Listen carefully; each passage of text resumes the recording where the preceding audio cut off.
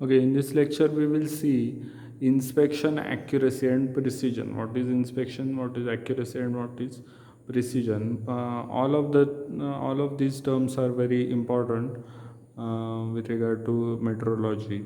Okay, so inspection. What is inspection? First, we will see the definition. It is the act of checking all materials, products, or parts of a component produced at various stages of various stages during entire production activity.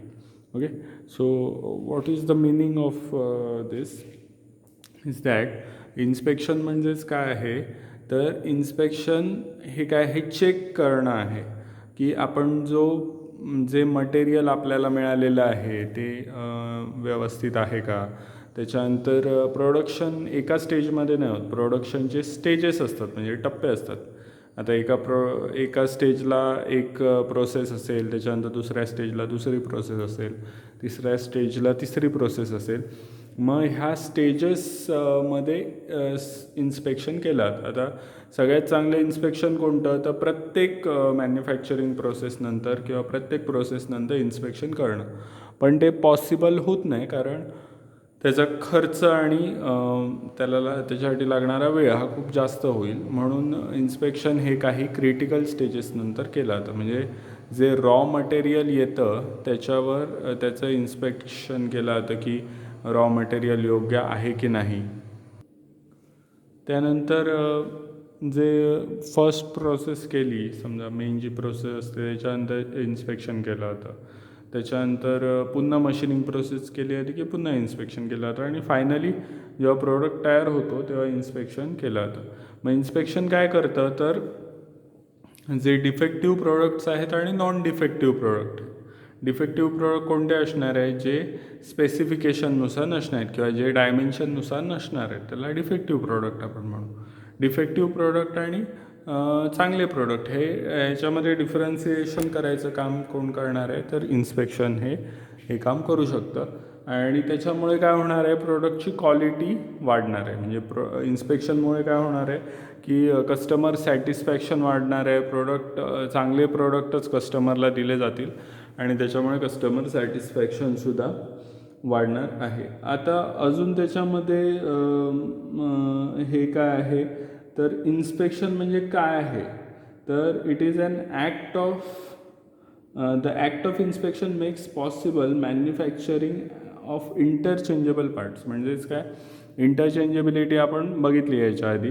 Interchangeability म्हणजेच काय, suppose दोन gears असतील आणि ते एकमेकाला एका gear बॉक्समधले दोन gear असतील, तर कोणतेही दोन गिअर घेतले, म्हणजे मी एक गिअर मुंबईतून घेतला आणि एक गिअर पुण्यातून घेतला, तरी ते दोन्ही गिअर हे मेश व्हायला पाहिजेत एकमेकाला, बरोबर. ते फिट व्हायला पाहिजे एकमेकांमध्ये, साध्या भाषेत सांगायचं झालं तर.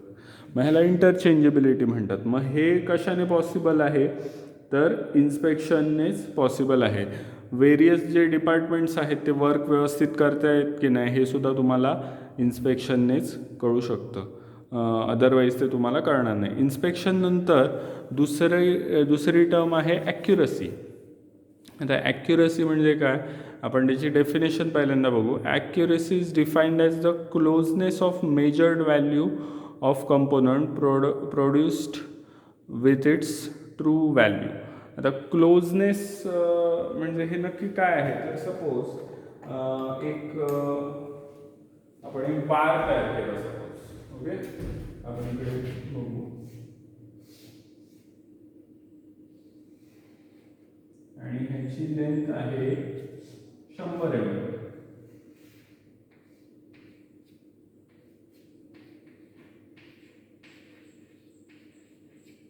एक बार आहे, त्याची लेंथ आहे 100 mm. पण 100 जेव्हा आपण हे करणार, मॅन्युफॅक्चर करणार, तेव्हा आपण मॅन्युफॅक्चरिंगनंतर आपण मेजर करू. मेजर केल्यानंतर काय येईल, एखादा ऑब्झर्वर असेल तो 100.1 mm कन्सिडर करेल. एखाद्या ऑब्झर्वरला वाटेल की ही 100.2 mm आहे. एखाद्याला वाटेल 99.8 mm आहे. एकाला वाटेल 100.35 mm आहे. किंवा काही अशा प्रकारचं रीडिंग्स आपल्याला मिळू शकतात. जर त्याची ट्रू व्हॅल्यू ही 100 mm आहे तर बऱ्याचदा काय होऊ शकतं, ऑब्झर्वरच्या मेजरिंग मेथडमध्ये काहीतरी एरर येऊ शकतो किंवा मेजरिंग इन्स्ट्रुमेंटमध्ये एरर येऊ शकतो, बरोबर. आणि हा एरर नेहमी असतोच. हा एरर जेवढा जास्त असेल, आता इकडे 100.35 म्हणजे 0.35 mm चा एरर आहे, इकडे 0.2चा mm आहे, 0.2चा एरर आहे, इकडे 0.1चा एरर आहे, इकडे 0.2चा एरर आहे. मग हे जे आहे ते एरर आहे, ओके. आणि ही त्याची ट्रू व्हॅल्यू आहे. मग आपल्याला काय मिळतं, तर ॲक्युरेट व्हॅल्यू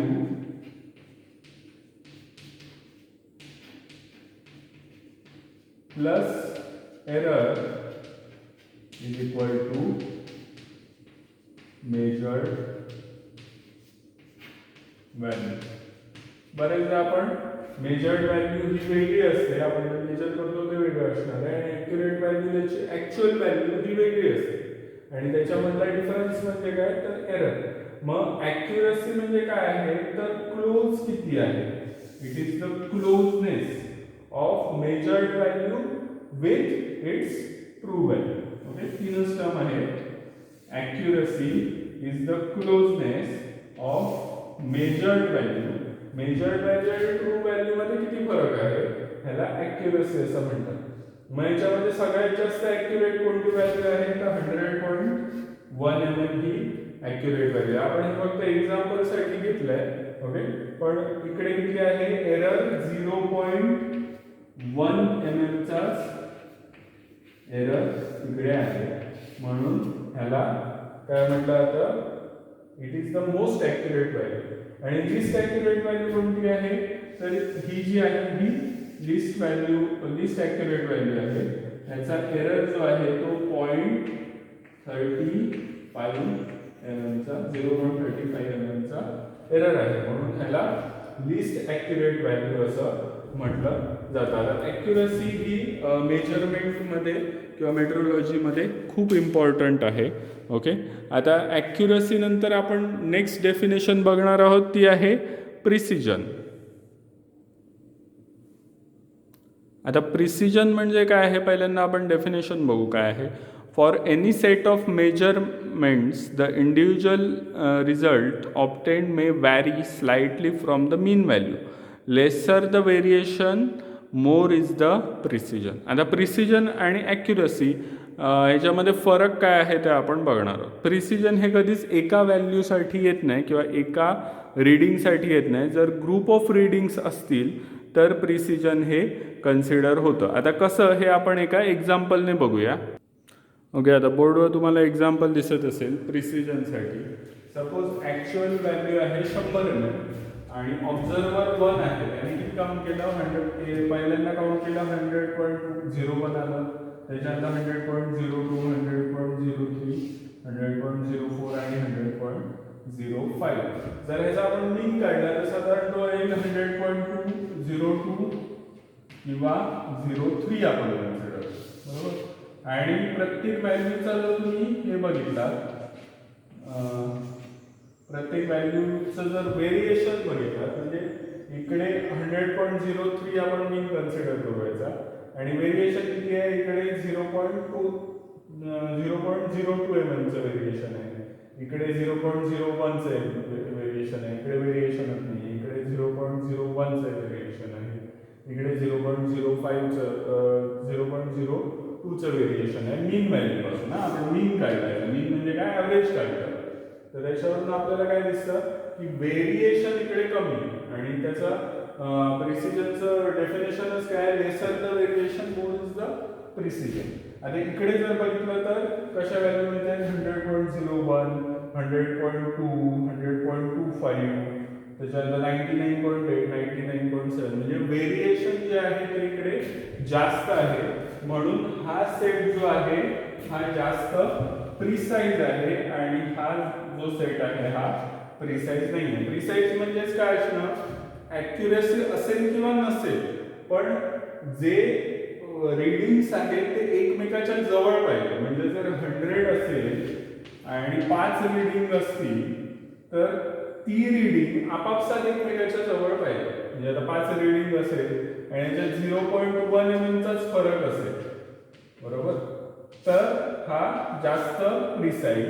आणि त्या रीडिंग्समध्ये सपोज 0.8 किंवा 7 चा जर डिफरन्स असेल 5 रीडिंग्समध्ये तर हा लेस प्रिसाईज कन्सिडर केला जातो. सो ॲक्युरसी आणि प्रिसिजन हे खूप महत्त्वाचं आहे in case of metrology. Okay. आणि ॲक्युरसी म्हणजे काय आहे, किती क्लोज ॲक्च्युअल व्हॅल्यूला तुमचे रीडिंग्स आहेत ह्याला ॲक्युरसी म्हणतात. आणि प्रिसिजन म्हणजे काय, हे रीडिंग आपापसात किती जवळ आहेत ह्याला, म्हणजे जर 10 रीडिंग्स घेतल्या, 10 व्हॅल्यू घेतल्या तर त्याच्यातला आपापसातला डिफरन्स किती आहे, पहिल्या रीडिंग किती येत आहे, दुसरं रीडिंग किती येत आहे, मग त्याच्यातला डिफरन्स किती, ह्याला प्रिसिजन असं म्हटलं जातं. सो इकडे आपले 3 कन्सेप्ट पूर्ण आले. एक आहे इन्स्पेक्शन, दुसरं आहे ॲक्युरसी आणि तिसरं आहे प्रिसिजन.